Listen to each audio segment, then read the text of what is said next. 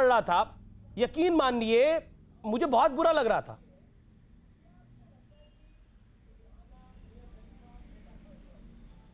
नहीं, ये सही है अमित जी कि कोई भी जो इस मुल्क से मोहब्बत करने वाला होगा उसको बुरा लगेगा, चाहे वो किसी पार्टी में है। बहुत से कांग्रेस के लोगों को भी बुरा लगा होगा। ये नहीं है जैसे कम्युनिस्ट पार्टी के लोग लेनिन स्टालिन की फोटो लगाते थे मार्क्स की, तो कल होके विपक्षी दल के नेता रेहाना और मियां खलीफा की तस्वीर दफ्तर में लगाने लगे क्योंकि वो उनके सपोर्ट में बोल रही हैं। हम तो ये कहते हैं कि वफादारी पर इन्होंने शेर सुनाया। हम कहते हैं कि जो बैठे हैं गलतफहमी में उनके लिए हम कहना चाहते हैं कि वफादारी तो मोदी जी कर रहे हैं। हम उनसे कहना चाहते थे हम बावफा थे इसलिए तेरे नज़रों से गिर गए, शायद तुझे तलाश इन बेवफा की थी। तो ये तो पहले वो लोग हैं जिन्होंने बेवफाई की है, किसानों के लिए कुछ काम नहीं किया। अच्छा, ये फूफा जी के लिए कह रहे हैं, हार गए हैं जी, हम इन्हीं को कह रहे हैं। दूसरा, आपने फूफा भी बनाया ऐसा जिसको संगीत रागी जी फूफी भी बता रहे हैं। कमाल है, पहली बार आपने किसी को फूफा कहा और रागी जी उसको कह रहे हैं फूफा फूफी यही है। तो पूरा देश जानता है कि फूफी कौन है, कौन भड़का रहा है इस मासूम किसानों के कंधे पर जिनकी अपने पैर नहीं है, जो जनता ने तोड़ डाले हैं। वो किसानों के कंधे पर बैठकर अपनी राजनीतिक दुकानदारी चलाना चाहते हैं। ये देश उन्हें क्षमा नहीं करेगा। और मियां खलीफा और रेहाना इतनी इनके अपनी हो गए, और मोदी जी और लता मंगेशकर और सचिन तेंदुलकर इनके इतने बैरी कैसे हो गए। ठीक है, मुबारक हो आपको रेहाना, मियां खलीफा, मुबारक हो, उन्हीं से आप लगाव रखिए।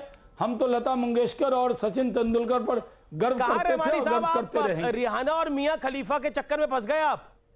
लता दीदी के गाने सुनिए, बेहतर है। नहीं, मैं बिल्कुल नहीं। मैं तो जानता भी नहीं ये कौन खवातीन है, मैं जानता भी नहीं। और मैं जानना भी नहीं चाहता। मैंने बाद में आप लोगों के प्रोपेगेंडा के नतीजे में मैं उनको जाना, तो मुझे लगा कि इस कदर गंदी औरतें कि मैं उस पर कोई कमेंट करना नहीं जानते, मेरे लिए शर्म की बात है। आपने बहुत बार प्रचारित किया है।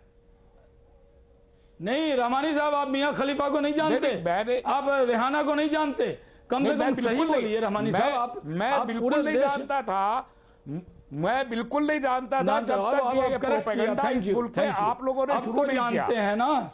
आपने जब प्रोपेगेंडा शुरू किया कई बार उनको जाना, और जब जाना रेमानी साहब को 10 सेकंड दे दीजिए, अलका जी भी जुड़ गई हैं। मेरे लिए शर्म की बात है जिस किस्म का वो उनका कैरेक्टर है, मैं तो उस पर कोई कमेंट करना भी अपने लिए शर्म समझता हूँ। तो मैं उनके ट्वीट को कोई अहमियत ही नहीं देना चाहता। अच्छा, अहमियत नहीं दे रहे, लेकिन इस ट्वीट को गाँव बांट रहे हैं।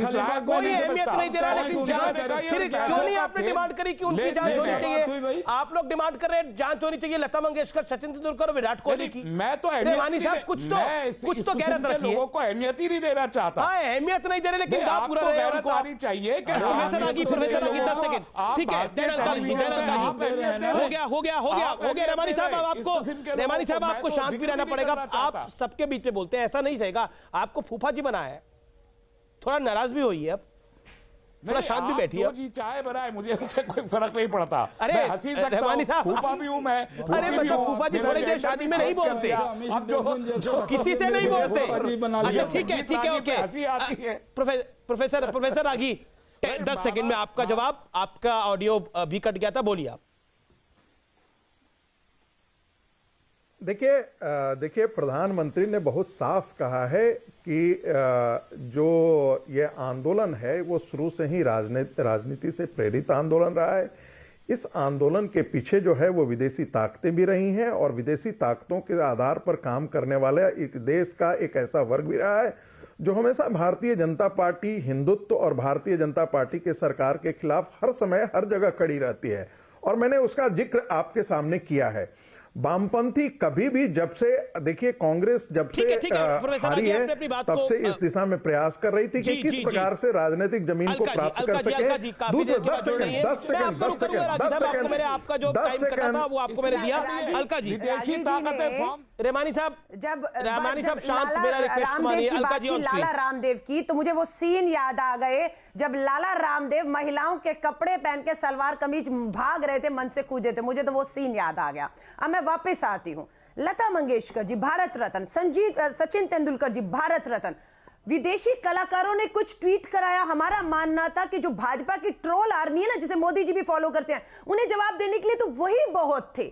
क्या जरूरत थी भारत के देश के विदेशी मंत्रालय को या भारत रत्नों को उतारने की? अगर वो उतरे अपनी मर्जी से तो सरकार को कहना चाहिए था आपका स्तर बहुत ऊंचा है, आप तो भारत रत्न है, आपको नहीं पड़ना चाहिए इन चीजों में, और मुंह तो तड़ा जवाब देने के लिए हमारी ट्रोल आर्मी बहुत है। लेकिन भाजपा के नेताओं ने तो ट्वीट पे ट्वीट, रीट्वीट, और बाद में पता लगा कि वो ट्वीट तो उन्होंने किए नहीं। अलका जी आपने बड़ी अच्छी बात बोली। अलका जी मेरा पॉइंट सुन लीजिए। अलका जी लग जाएगा कि ये पूरा एक प्लान, मेरा पॉइंट भी सुन लीजिए। आपने बोला कि ये लोग पर, ये जो रिहाना है, मियां खलीफा है, ग्रेटा थनबर्ग है, ये बिल्कुल इंपॉर्टेंट